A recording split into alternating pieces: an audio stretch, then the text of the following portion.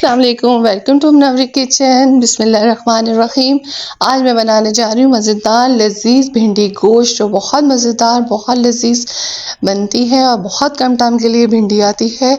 और ये बच्चों की पसंदीदा है, बड़ों की भी पसंदीदा डिश है। इंशाल्लाह आपको पसंद आएगी मेरी रेसिपी। तो चलते हैं रेसिपी की तरफ। सबसे पहले मैंने 1 किलो भिंडी ली है, बड़ी अच्छी फ्रेश। उसको धो के अच्छे से ड्राई करके मैंने इसको काट लिया है, बड़े बड़े कट किए हैं, बहुत छोटा नहीं करना, बहुत कचरा हो जाता है भिंडी का। आधा किलो मैंने मटन का गोश्त इसमें ऐड किया है। 2 मैंने दरमियाने साइज के प्याज लिए हैं इसमें, और 2 मैंने टमाटरों का इसमें इस्तेमाल किया है। 1 लहसुन का चम्मच और 1 अदरक का चम्मच है। लहसुन अदरक दोनों मिक्स पीसा हुआ है। ये स्पाइसेस हैं। 2 चम्मच नमक, 2 चम्मच दड़ा मिर्च और 1 चम्मच हल्दी। सबसे पहले हम प्रेशर कुकर में ऑयल डालेंगे। ऑयल गर्म हो जाएगा तो इसके हम प्याज को लाइट गोल्डन करेंगे, ज़्यादा डार्क गोल्डन नहीं करना। तो जब तक आप मेरे चैनल को सब्सक्राइब करें, लाइक करें, दोस्तों के साथ शेयर करें, ये आप सबका प्यार है इंशाल्लाह। तो ये देखिए इसके अंदर लाइट गोल्डन हो चुका है। अब मैंने इसके अंदर लहसुन अदरक का पेस्ट डाल दिया। इसको डाल के 2 मिनट के लिए इसकी भुनाई कर लिया। साथ ही मैंने ये 2 छोटे साइज़ के टमाटर जो मैंने दिखाए थे वो भी ऐड कर दिए। अब इसके साथ ही मैं मटन का गोश्त डाल दूंगी। आप कोई भी गोश्त इस्तेमाल कर सकते हैं, बीफ, चिकन, मटन, कुछ भी ऑप्शन है, आप जो आप पसंद करते हैं। ये देखिए इसके भी मैं डाल के अच्छे से 2 से 3 मिनट तक इसकी भुनाई करूँगी, ताकि गोश्त का कलर चेंज हो जाए, जो गोश्त का कच्चापन है उसका वो ख़त्म हो जाए। और ये स्पाइसेस भी इसके अंदर ऐड कर दूँगी। इसको डाल के भी मैं 2 से 3 मिनट भुनाई करूँगी, ताकि अच्छा सा गोश्त का कलर निकल आए। ये देखिए बड़ा अच्छा सा हल्दी का कलर आ चुका है, मिर्चों का भी। और मैं इसमें पिसी हुई लाल मिर्च नहीं डालती, जो पसंद है दड़ा मिर्च। अब मैंने इसके अंदर 1.5 से 2 गिलास पानी ऐड कर दिया है और इसको मैंने 20 मिनट का प्रेशर लगाऊंगी। 15 से 20 मिनट, 15 मिनट में भी गोश्त गल सकता है और 20 मिनट में भी, क्योंकि मैंने इसको दोबारा तो नहीं गलाना, तो मैं 20 मिनट का प्रेशर लगाऊँ। ये देखें 20 मिनट में मेरा गोश्त बन के तैयार हो चुका है माशाल्लाह। बड़ा खूबसूरत सा कलर, ऑयल छोड़ दिया है।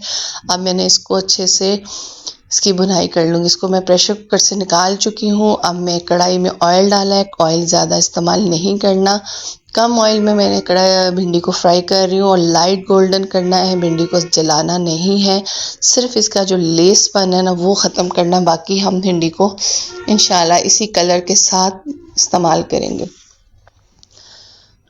ये देखिए अच्छे से भिंडी बन के तैयार हो चुकी है, इसका जो लेसपन ख़त्म हो चुका है। और अब मैं इसको फ्राई करके गोश्त के अंदर ऐड कर दूंगी। और एक साइड पे मैंने गोश्त हल्की आंच पे रखा हुआ था, जो गल रहा था और भून चुका था अच्छे से। ये देखिए मैंने इसके अंदर डाल दिया है। और 1 टमाटर मैंने रख लिया था जो दम में डालना था, उसको पतला स्लाइस कर लिया है। 4 से 5 हरी मिर्ची स्लाइस कर ली है। और मैंने इसके अंदर 4 प्याज का इस्तेमाल किया, जो कच्चा प्याज एंड पे डालना था दम पे, जो इसको सिर्फ उसी ऑयल में मैं सोते करूँगी। इसको ना हमने लाल करना है, ना इसको हमने ब्राउन जलाना है, सिर्फ सोते करना है, सिर्फ कलर चेंज होगा। तो मैं इसके अंदर ऐड कर दूंगी। ये देखें ज़बरदस्त सा सोते कलर हो चुका है प्याज, क्योंकि भिंडी प्याज के बगैर अधूरी है। जब तक प्याज ना हो तो मज़ा नहीं आता। इसके गोश्त और भिंडी के और प्याज के साथ बहुत मज़ेदार लजीज बन के तैयार होती है। बच्चों की पसंदीदा डिश है, ये बड़ों की पसंदीदा डिश है, ज़रूर ट्राई कीजिएगा। ऊपर से मैं 1 चम्मच सूखा धनिया और थोड़ा सा ज़ीरा इनको हाथों से अच्छे से मसल के डाल दूंगी। इससे बहुत अच्छा सा कलर, खुशबू आती है धनिया और ज़ीरे के साथ, और बहुत अच्छा सा उसके अंदर टेस्ट आता है। और 1 लेमन का इस्तेमाल करूंगी, जो मैंने अच्छे से इसके ऊपर निचोड़ लिया है और हल्की आंच पे भिंडी बन रही है। और इसके बाद हम इसको अच्छे से चम्मच चला के अच्छे से मिक्स कर लेंगे और 5 मिनट का दम देंगे, जो सब चीज़ें एक जान हो जाए। ये देखें ज़बरदस्त सा भिंडी गोश्त बन के तैयार है, लजीज जायकेदार।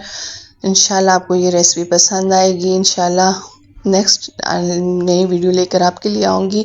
तब तक ये देखिए 5 मिनट मैंने दम दे दिया। हरा धनिया डाल के मैंने इसको डिश आउट कर लिया है।